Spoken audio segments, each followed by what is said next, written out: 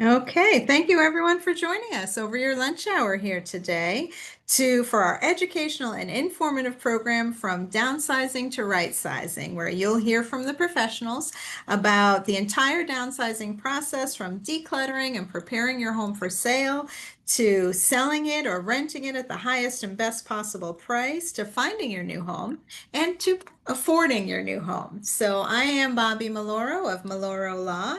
I'm here today with our presenters, Miriam Bahar, Julissa Perez, and Alex Escobar. Each of us will present on a topic for about 10 minutes, and we will reserve time at the end for questions. So if you do have any questions as we present today, pop them in the chat. So on the bottom of your screen, you should see a toolbar. There is a box called chat. If you open that up, you can type in your question there. We will monitor that and we will get to those a little bit later. And we will also, at the end of the program, display all of our contact information. If you have a question that comes up later that you want to speak to us privately about, whatever the case may be, you can feel free to reach out to any of us after this program today. And we will be providing all of the registered individuals with a copy of the recording. So we have a lot to cover today, so let's get started. So our path to right sizing starts with decluttering and preparing your home for sale or rental.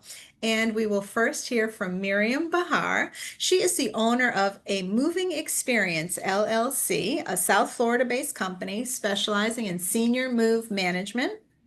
Originally from Venezuela, Miriam holds a degree in business administration from FIU.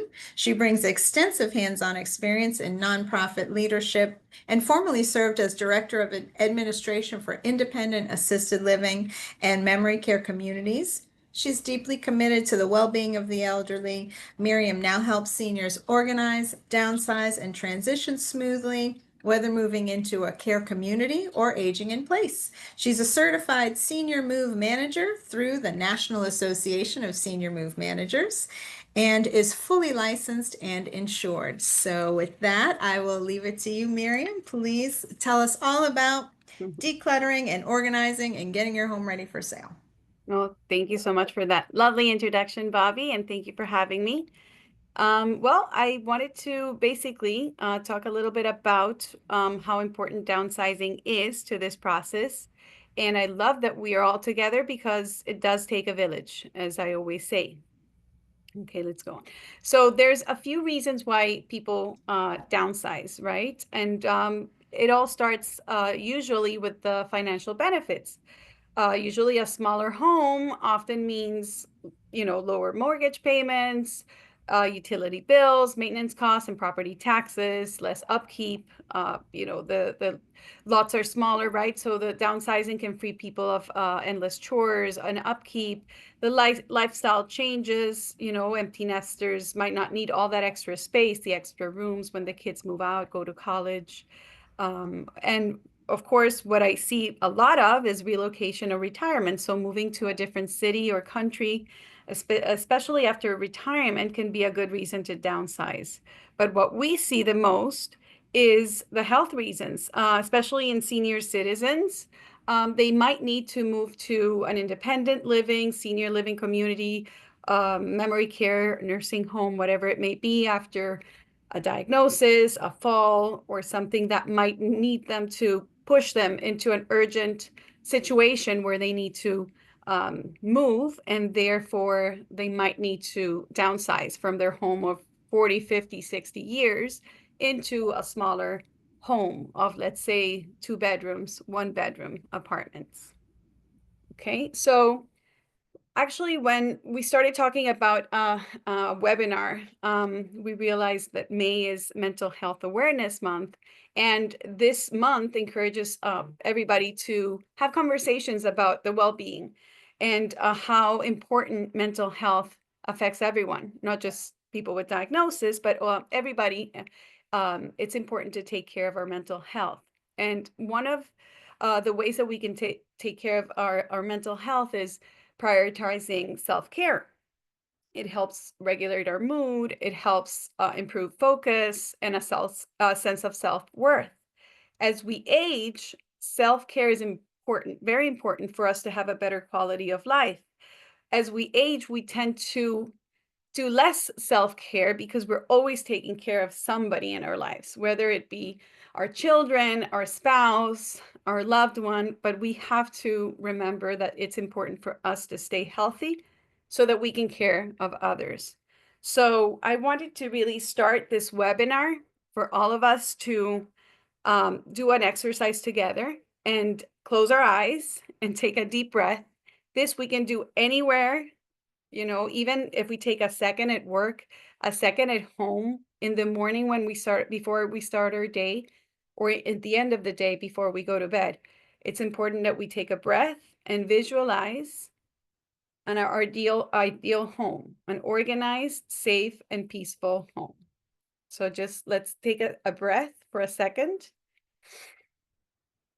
And remember that this is an important exercise for you to do every day. Okay? We can go on to the next slide. So downsizing and decluttering is actually considered self-care. Okay? Why is this? Because an organized home, it improves our mental and emotional state.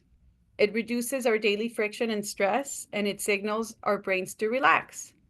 So if you start your day off with our system that works for you. So let's say you have a dog and you start your day with a walk every day. You walk your dog. If you create a system, let's say that you know where the leash goes, you know where your sneakers are, you know everything that you need in order to make that walk successful, and you know where things go and it's organized, it'll go smoothly. It'll go nice. It'll flow nicely. So that walk will happen quickly. The dog won't bark. He'll be happy. You'll be happy. The rest of your day will flow nice and easy. More chances. But if, let's say, you wake up, the dog's barking, he needs to go, you don't know where you put the leash, your sneakers, one is here, one is there, you don't know where you put your socks, that creates a stress that you could have prepared for if you didn't have that. So the important thing is organization at home is important. And it all starts with routines, knowing what works for you so that you can provide yourself more control and stability. In this world, especially with what's going on, we can't control a lot of it. But if you organize your home in a way that you create your own sanctuary, you come home to decompress, to recharge, so that you can go ahead and do it all over again the next day. So that's the correlation there between decluttering and downsizing into self-care. So just a few statistics here on the hidden impact of clutter and health. We all, I'm sure, have had trips where you don't have to be a senior to fall, with a rug that you didn't see or something that was in a spot where it shouldn't be. So in a cluttered home, there can be falls. It's a fall hazard that can lead to injuries. Excessive belongings can also harbor dust and allergens that can lead to breathing problems, headaches, etc. Chronic clutter can trigger fight or flight response and increase risk of type 2 diabetes and heart disease. There's also statistics that show that 73% of people feel overwhelmed when their home is untidy. That's a very, very large number. As well as over 80% of individuals experience stress and anxiety directly related to clutter in their living spaces. So it's important to know that your environment directly affects your well-being. And we can do a lot for our clients, for our loved ones, when we help them keep their spaces organized. Okay?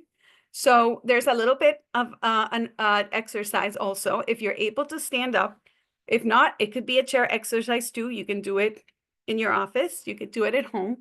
So if you're able, you can stand up, and it's a stretching exercise. But it also exemplifies how, if you have a space that's free of clutter, you can really benefit from it. So if you stand up, put your arms next to your legs and raise your arms to make yourself into a T. Okay. And then lower your body. The left arm, as you can make it as long as you can. And you stretch your whole body on this side. You'll feel that stretch. Okay. And then you lower yourself, go back to the T position, and then you repeat it. And you stretch your right side. If you had your space filled, you couldn't do this. But look how beneficial. If you do this once or twice a day, I promise you, you will feel the effects of this. It also gives you a time to breathe. The power of a fresh, organized home. So the benefits of simplifying. You have more space, you will increase your energy, you will feel more joy. Organizing is not about getting rid of things. A lot of seniors are very afraid of the word organizing. They immediately think they're going to throw my things away. All my memories will go. I won't remember my loved ones. I won't remember my memories. It's not about getting rid of things. It's about keeping what truly matters and making that space for what you really need in your new life, whatever it is, if it's in senior living, if it's in your family's home. It's important to keep what you really need and what truly matters. And some seniors have said they felt 10 years younger. I hear it with my clients all the time. I have a lady that every time I come from organizing her home, she calls me when I'm on my way home to say, my house looks so much better. I feel so much healthier. It's incredible how it really affects them. So I have another exercise for you guys to write down one item, only one item in your home that you are willing to let go of today. And if you would like to share in the chat, that would be great. Okay, next slide, please. So some simple steps to start decluttering today. You might have heard a few of them already. Some of them are just my little take on them. The first one is check your own inventory, because I was an administrative director for many years. Inventory was huge. I did inventory lists for everything, and I do it at home. So before you head to the store, check what you really, really need. Check what you have in those, pantries. Check what you have in the fridge before you head out to Publix and see the buy one, get ones, because they're all very enticing, but you don't really need it, okay? The 1-year rule. If you haven't used it in a year, even if the top is beautiful, even if it still has, the tickets, consider letting it go. Give it to someone you love. Donate it. A lot of people can use it. Start small. I always say, don't even think about, a room. Let's start with a drawer. You don't have to worry about the room first. Check a drawer. Let's see. Can you keep, donate? Maybe we can try selling it or just toss it. If it's broken, let's toss it. Okay. Sentimental items. This is a big one for a lot of people. Keep a few pieces from a set. So if you have a huge china cabinet, you might not need to move with the whole thing. But let's say maybe you can keep a couple of the dishes. You might use the smaller ones. Keep a couple of the tea cups just for memories. You don't need to keep the whole set, etc. And then this is a very good one. Choose multi-purpose furniture. There's great pieces. Nowadays, they make ottomans that are storage pieces. You can, get a lot of foldable tables that become, large, small, etc. You don't have to have as much furniture as in the past. Now you can really get a lot of functionality from less, than before. Next. So my closing remarks. So what area in your home do you struggle to keep organized? Is it the places that you use the most, or is it the storage areas that you never go to? When space is limited, working on a step-by-step plan, thinking creatively, and using multifunctional pieces can make all the difference. I just say bring a paper and a pen and work on step 1, step 2, step 3. Don't tackle or think you should tackle it all in one day. It's impossible. So if you give yourself steps and then you'll feel crossing them out one step at a time, you'll have that sense of achievement. Everything is possible. And for everything else, feel free to call me. Okay. Thank you so much. If you have any questions, please feel free to reach out. All right. And next is Julissa Perez. Yes, that was wonderful, Miriam. Great Thank you. advice, great, very useful tips. Thank you so much. And All right. now that you are in a positive mental health space, your home is decluttered and organized and ready to sell, let's hear from our realtor, our professional realtor in our presentation today, Julissa Perez. She is a real estate consultant at the Santos Group at Keller Williams Realty in South Florida. She specializes in helping homeowners, buyers, and investors make smart real estate decisions, whether it's buying a first home, selling to upgrade or downsize, or building wealth through investment properties. Her team also offers full service property management for clients who want peace of mind with their rentals. They focus on education, transparency, and personalized service to guide people through every stage of the real estate journey with confidence. So thank you so much for joining us today, Julissa. We are excited to hear about your tips for downsizing from a realtor's perspective. Thank you so much. I'm super excited to be here. And I wanted to let everyone know that downsizing is about more life and less stress and building a future that fits your needs. And downsizing and retirement can open new possibilities and reduce the burden of maintaining too large of a home. In fact, with Realtor.com, they've done studies that baby boomers are now the largest share of both sellers and buyers of homes, because maybe many of them are trying to move for retirement, to be near family, or just to find a smaller home that better fits their new lifestyle. And there's top reasons for downsizing, and Miriam went over some of them because we work hand in hand when it comes to the part of decluttering. But a lot of people are looking to downsize to save money, cut costs for lower bills, reduce taxes, insurance, be able to free up more cash to be able to travel, to enjoy their hobbies, or just enjoy time with their grandkids. Also, less maintenance of a property equals more freedom. Again, being able to trade house chores for time doing what they love. Like Miriam mentioned, health and accessibility is super important. Being able to do it with time, to be able to be in a single story home, one level, which has safety features and equals, that means that they're able to age in place more comfortably. Lifestyle upgrades, being able to move closer to family, to find their dream town or travel freely. And time matters. Downsizing by choice, when you're able to, avoids a forced move later on and relieves your family from any stress later on as well. And usually the question that we're always asked, when is the right time? The right time is when you can do it by choice, as I mentioned, not by force.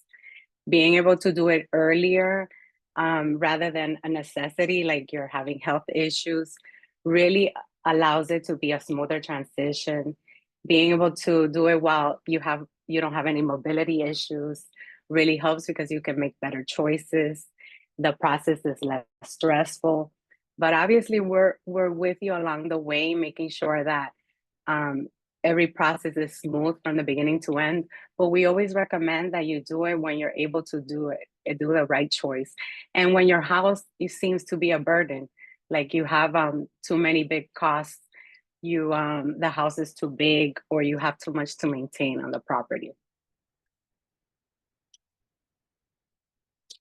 And finding your new best home, when we meet with our clients, we make sure that we do a consultative approach, finding out what are their priorities, what matters the most to them, meaning if the location is important, they want to be near family, what's the important on the layout, on their lifestyle. Do they want to be near a walkable town? Do they want to be, as I mentioned, closer to family in a warmer weather or cooler weather, depending on what exactly meets their top non-negotiables? And also prioritize on accessibility.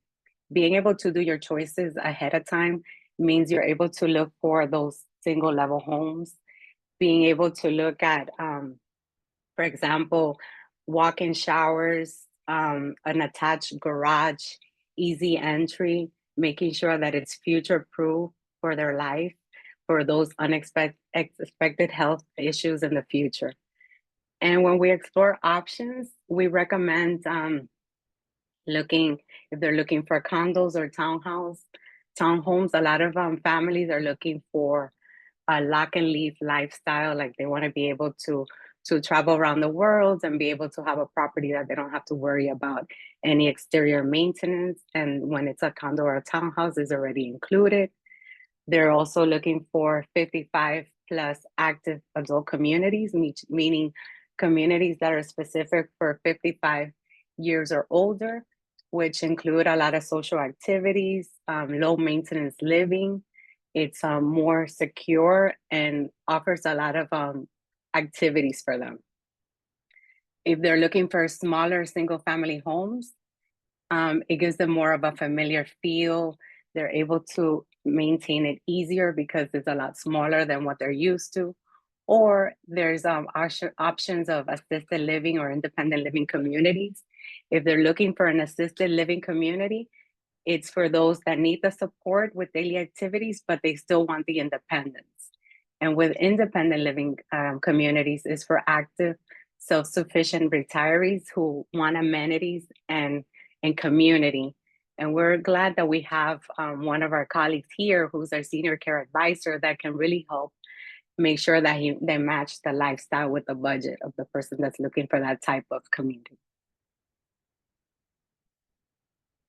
And we always provide different tips for house hunting. We usually let them know to look at the areas that they're looking at during the weekends or during the weekdays, just to make sure that the area is what is feasible for them. Does it have the shopping centers that they're looking for? Does it have the park that is walkable? That is some of the non-negotiables that they have. Do they have amenities nearby? Like, for example, I have some active seniors that like to salsa dance. Is there a studio nearby? So different amenities that are around the area that they're looking at that are important to them. I make sure that I let them know to look in those areas. Also recommendation, are they looking for new construction versus resale?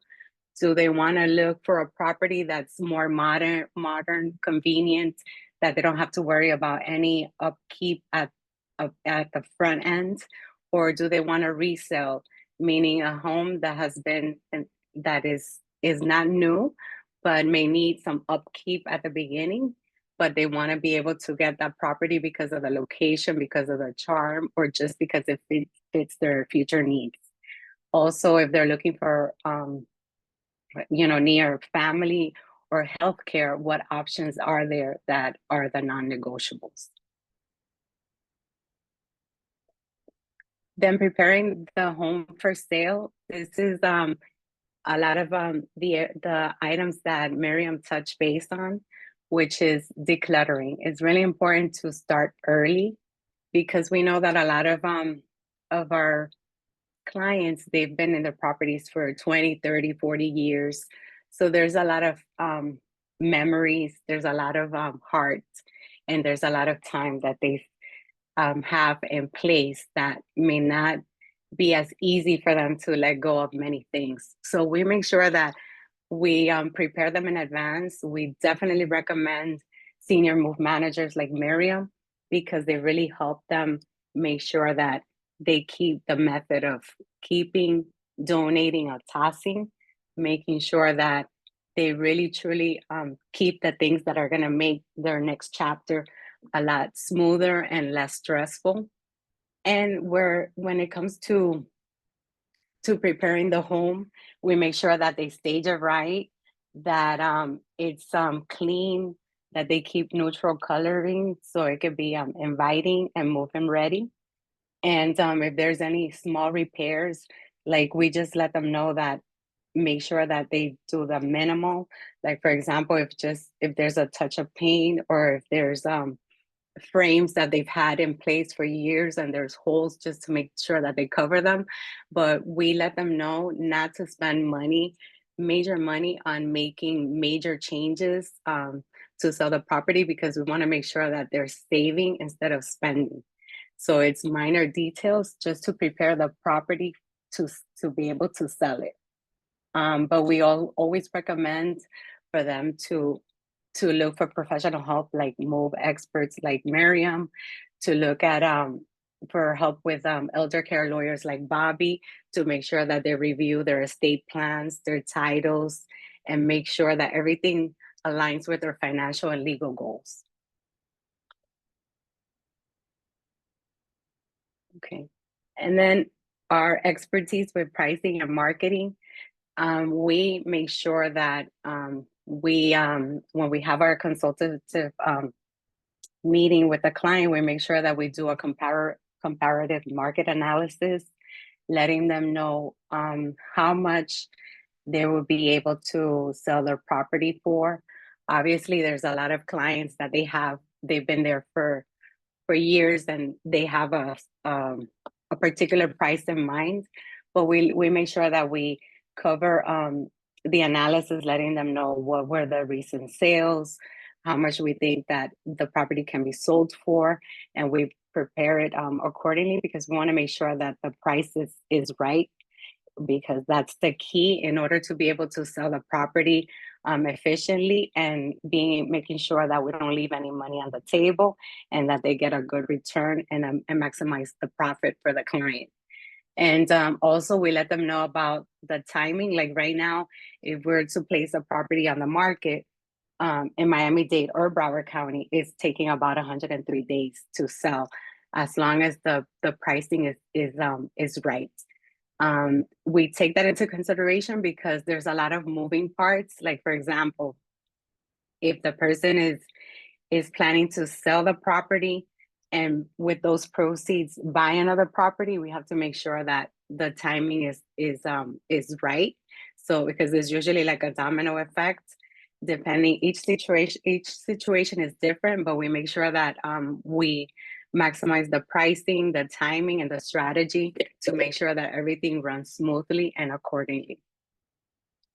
All this will reduce their stress, and making sure that the marketing is taken hand in hand. So when it comes to affording their next home, what we do is we make sure that we provide the client with a seller's net sheet. What the seller's net sheet does is gives them a list of all the costs that are involved in the sale of the property. For example, things to consider is if they have a mortgage. A lot of boomers or retirees may not have a mortgage because they've been there 30, 40 years, and a lot of times their mortgage is paid off. So they may not need to worry about a mortgage. But we do, if there is a mortgage, we try to include the mortgage. We let them know about the sales taxes that they need to pay when they're going to transfer the property from their name to a new buyer, and all the costs that are involved in the closing, plus any property taxes. For example, the property taxes are usually paid in arrears. Like we usually pay our taxes the year before. So we let them know how much they're responsible for until the time of closing, and then what the new buyer will be responsible for. If they're in homeowners associations, we also let them know how much they will be responsible until closing, and any other costs. Sometimes there's owners that may have a PACE loan, which sometimes they forget. PACE loans are usually for impact windows or roofs that they were motivated to incorporate as part of their taxes, and sometimes they forget, and that becomes a second mortgage practically. So we make sure that we find out all that information and include it in the seller's net sheet so they can know exactly how much they're going to be netting from the sale of their property based on the pricing that we select. Why is that important? Because a lot of times they're not provided with that information and they're kind of blind on how much they're really going to get. And it's important for them to know, especially if they're going to be looking at another property, a smaller property, so to know how much they're going to afford, to know how much, if they're going to use solely those savings to purchase this property, or that's going to be part of their down payment. So that's important, and we always provide them with that information. So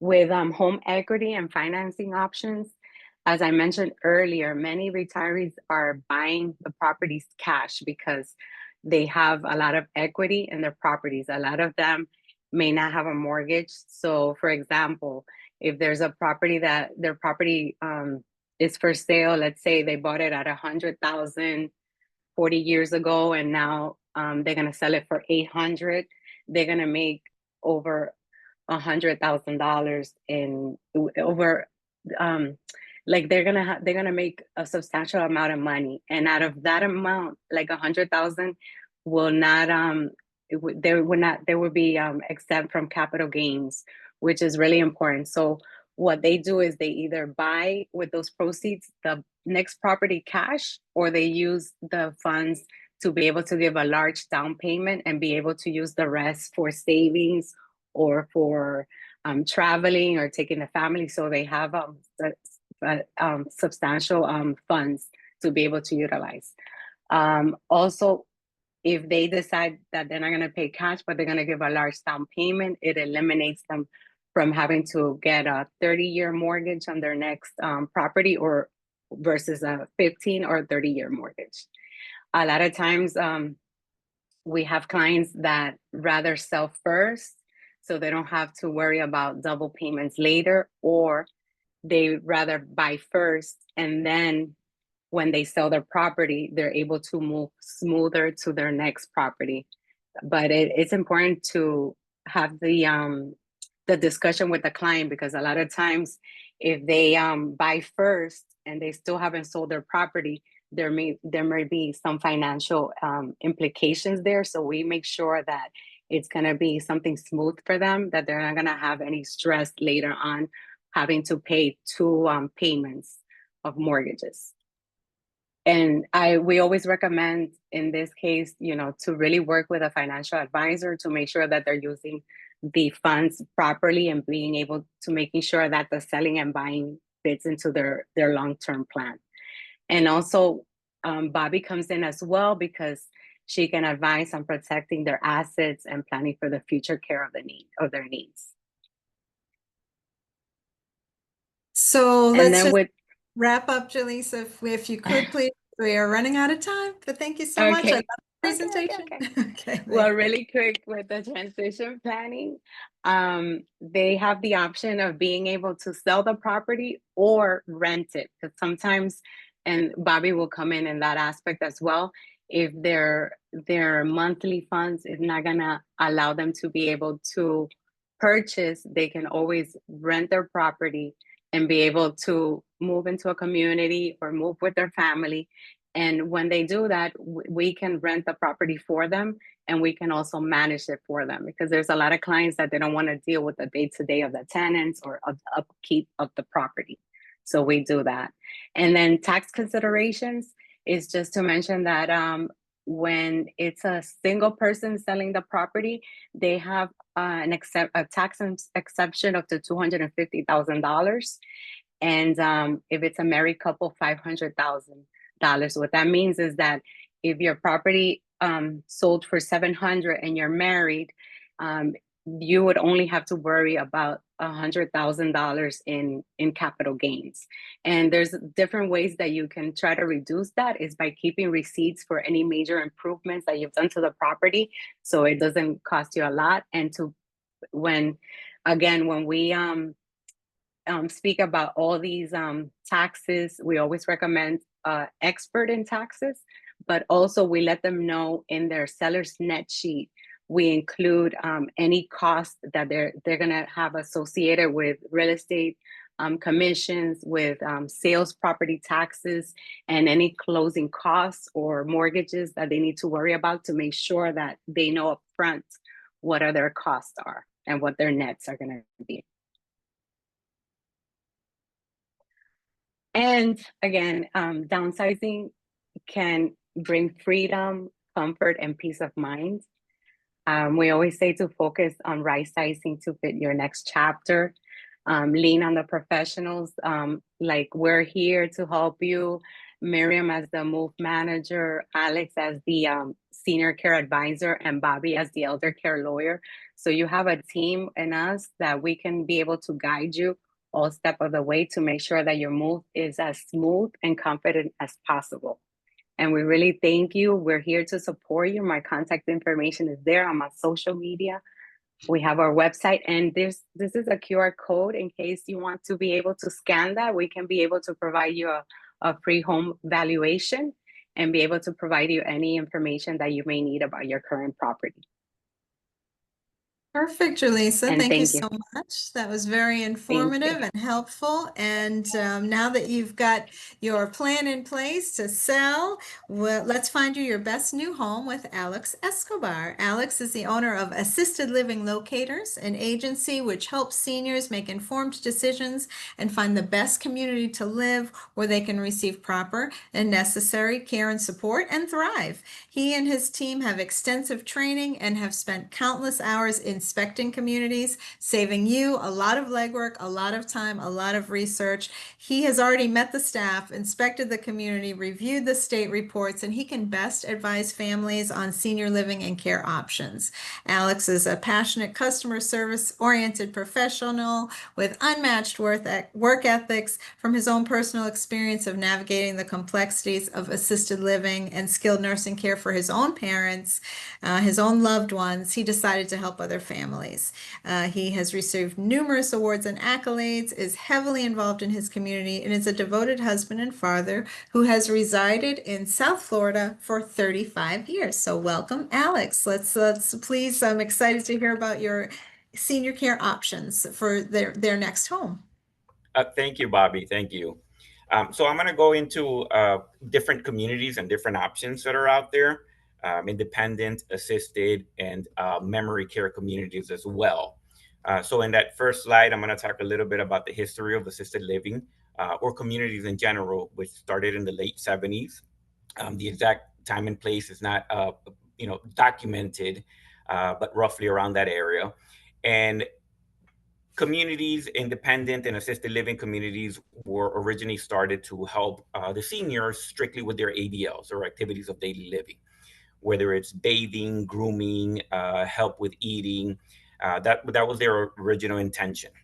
As the need for additional service increased, there were different licenses that were created. And we're fortunate here that in the state of Florida, we're one of the few states that have different licenses where you get kind of borderline a nursing home. So that first license, which is the limited nursing services, allows any nurses working at the communities to do whatever's under the scope of their license. Some examples includes catheters, taking care of them, cleaning them, changing them, injections as well. Anybody with diabetes, it allows them to stay in that community while still getting the care that they need. From that demand for additional service kept growing.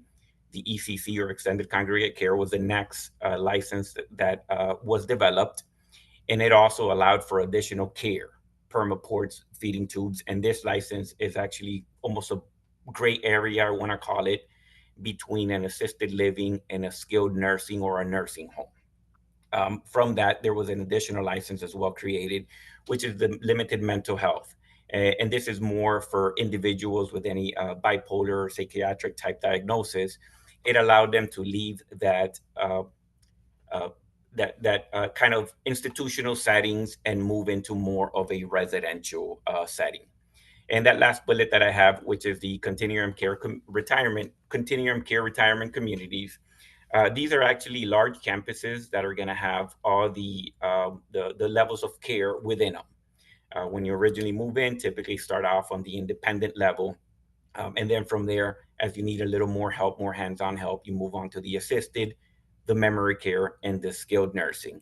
These are also considered assisted living facilities, except the big difference between these and your typical standard ones that they have a buy-in.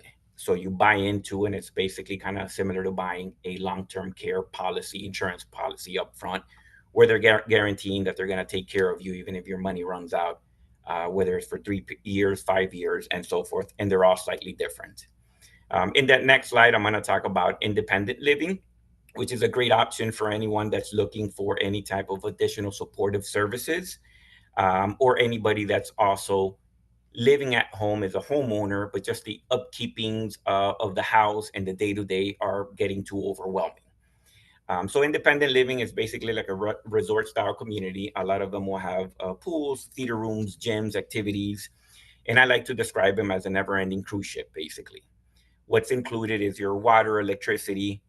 Some have Wi-Fi, some have cable. Transportation to doctor's appointments within a certain radius. Trips to stores.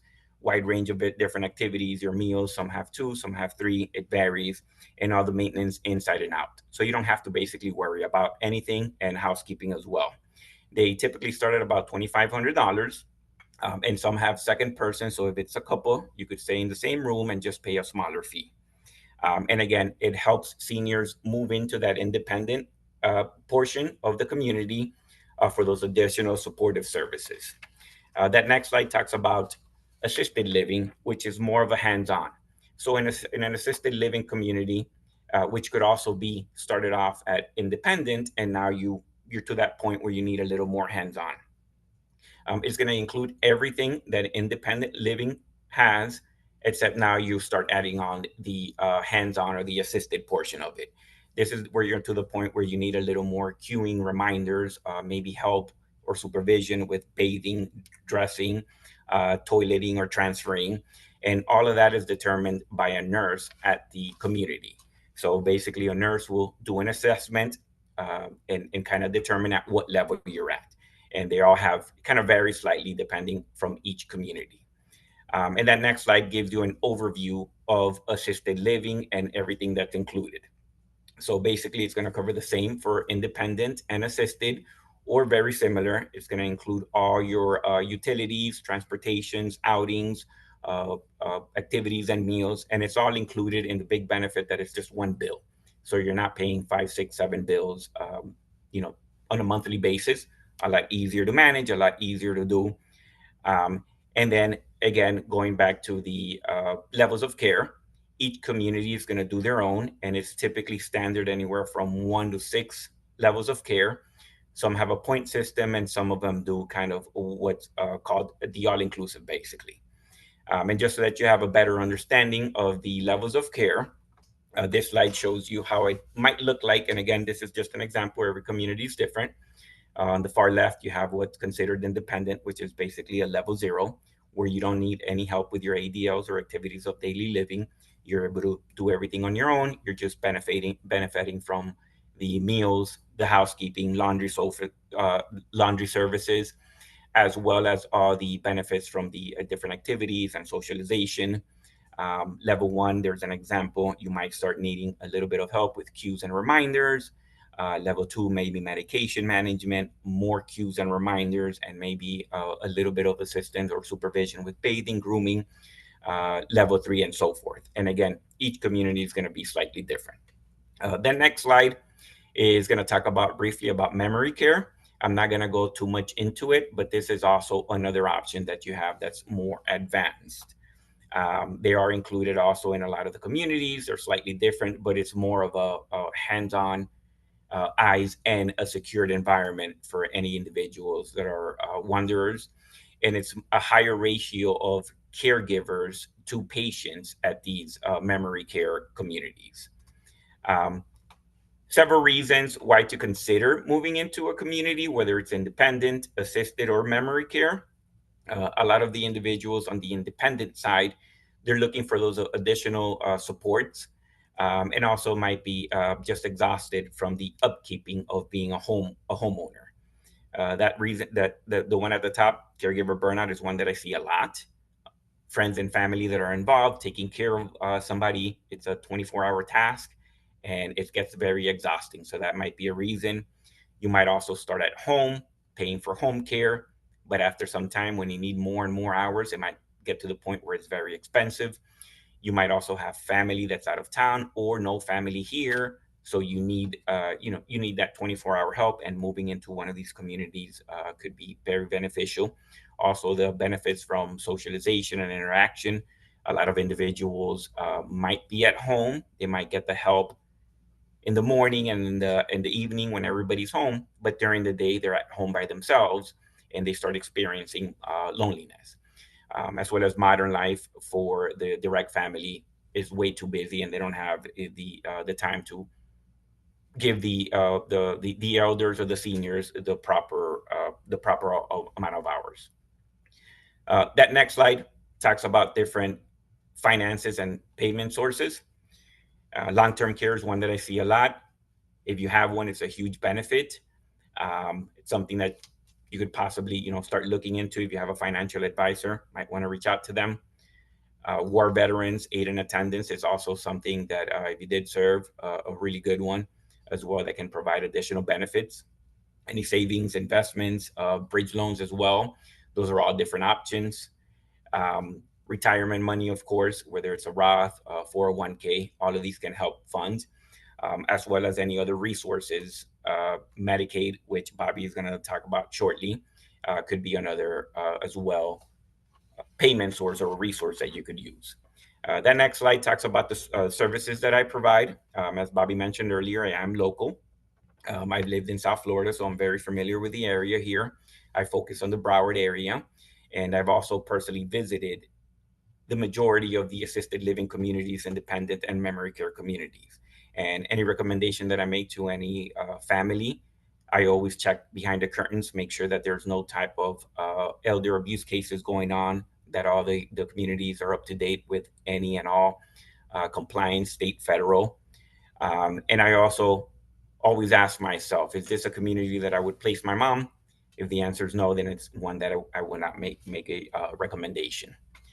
The next slide talks about some of the testimonials um, that I've received throughout working, and feel free to look me up as well as reach out to me if you want additional details and additional information to learn more about your different options. Again, whether it's independent, assisted, a small community of 6-bed residential, or a larger one, more than happy to help. And now we're going to hear from our host, Bobbi Meloro, about important legal considerations when it comes to real estate, and also about a government program that can help you afford an assisted living community if that is your next home.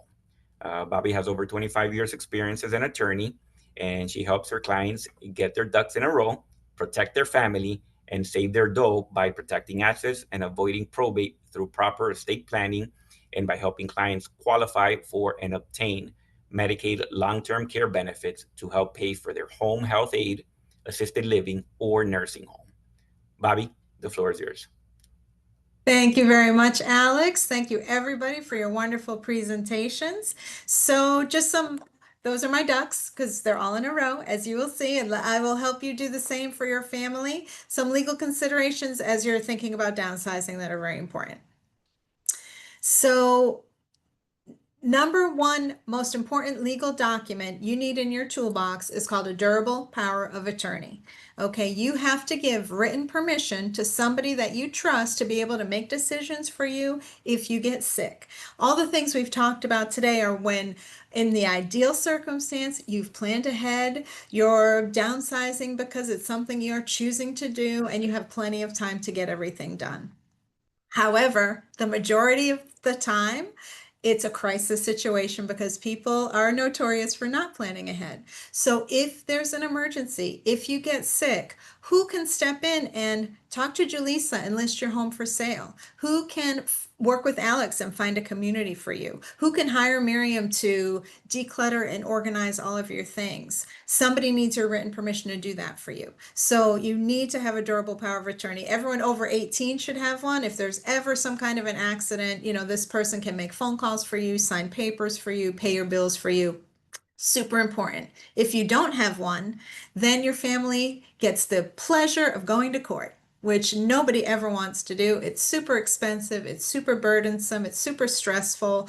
They would have to go to court and get a court order to make decisions for you and become your legal guardian. So don't put your family through that. Get your durable power of attorney in place. That is the most important tool your loved ones will need.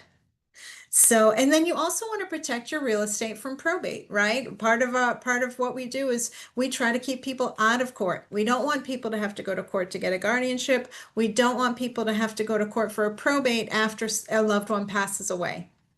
If the deed to your home is in your own individual name, and you pass away, that home has to go through a court process called probate to clear title.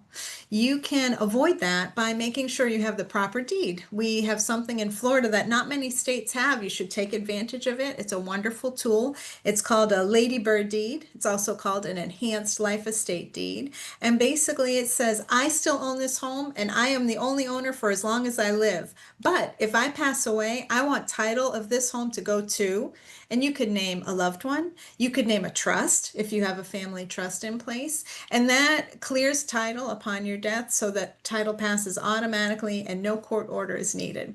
So get that in place. If you're planning to sell in the future, it's okay. It protects it just during that interim period when it's for sale. If you're planning to own your home for many more years, very important that the right deed is in place. Then we talked a little bit about affordability, and Alex touched on this in his presentation.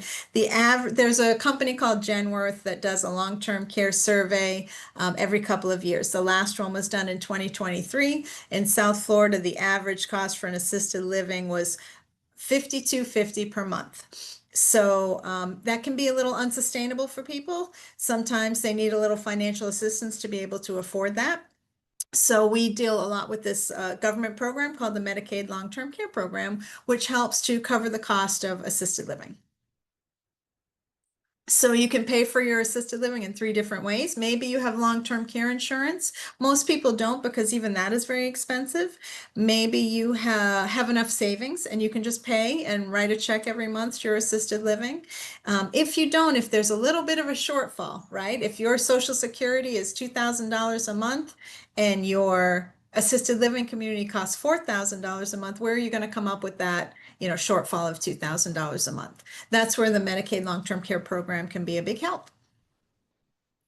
So the average savings for someone on this program in an assisted living community is about $1,900 per month or $25,000 per year. It can make all the difference between being able to afford your assisted living community and not.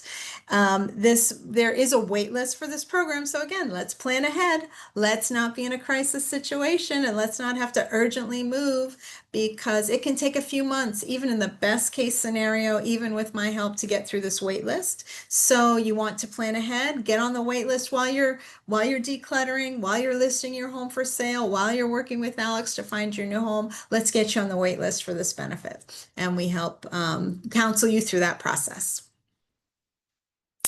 To determine if you're eligible for this program, there's 2 aspects. One is, Alex touched upon these activities of daily living, which is, you need help with some things. That's why you need assisted living. Maybe you're unsteady on your feet. You need help taking a shower or getting dressed or preparing meals or, transportation, things like that. So that's the physical component. You do need help with some things. Then there's a financial component, and that's where an elder law attorney comes in.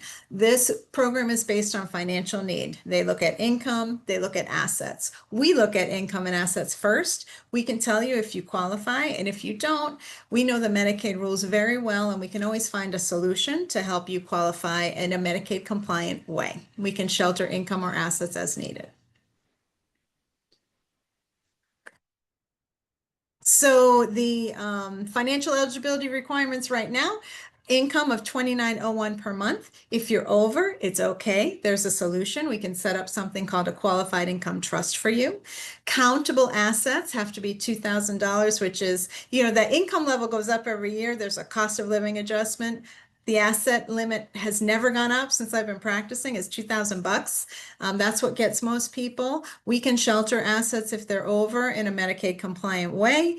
And certain assets count and certain assets don't count. That's important to bear in mind too. Julissa touched on in her presentation about selling versus renting. Sometimes talk to an elder law attorney when you're going through this process, because sometimes it's better to rent than it is to sell, because your homestead is not a countable asset.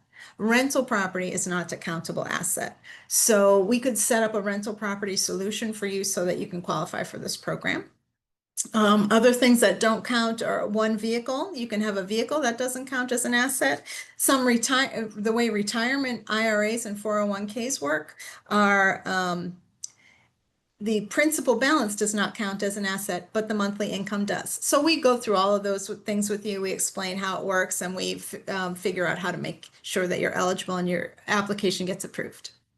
So this is our final slide, which is contact information for all of us. I'm going to take a look and see if there's any questions that need to be answered. In the meantime, this is our contact information. This recording will be sent to everybody, so you can peruse it at your leisure and go through it. Reach out to any of us individually if you ever would like to. If you have follow-up questions after our presentation today, we thank you so much for your time and spending your lunch hour with us. Thank you very much to our presenters, Miriam and Alex and Julissa, for all of your professionalism and your time and attention and advice and tips that you've given today, all very valuable. So I made an announcement earlier about popping your questions in the chat. If you joined late and didn't hear that, there's a chat box here at the bottom of your screen. There's a toolbar with a chat box, and you can type your questions if you'd like to ask them now. There is one that asks, how does somebody get on the wait list for the Medicaid long-term care program? So every county, and it depends on where you live, the county that you live in has an agency that runs this waitlist program. We can tell you, reach out to me separately. I can tell you what county that is. I can provide you with the phone number, but it involves a lengthy screening call where they ask you many, many questions about your situation, what kind of help you need, what kind of help you get. And we know all of those questions that they're going to ask you, and we go through them with you in advance to make sure you put your best possible foot forward. And that is how and then based on your answers to those questions, you get a priority score, and that determines how long you'll sit on the wait list for. So that is the short answer. So I will get with you and get you the phone number for your county agency. All right. Well, that is all. And again, if anybody has follow-up questions later, please feel free to reach out to any of us individually. Any final comments from the panel before we sign off?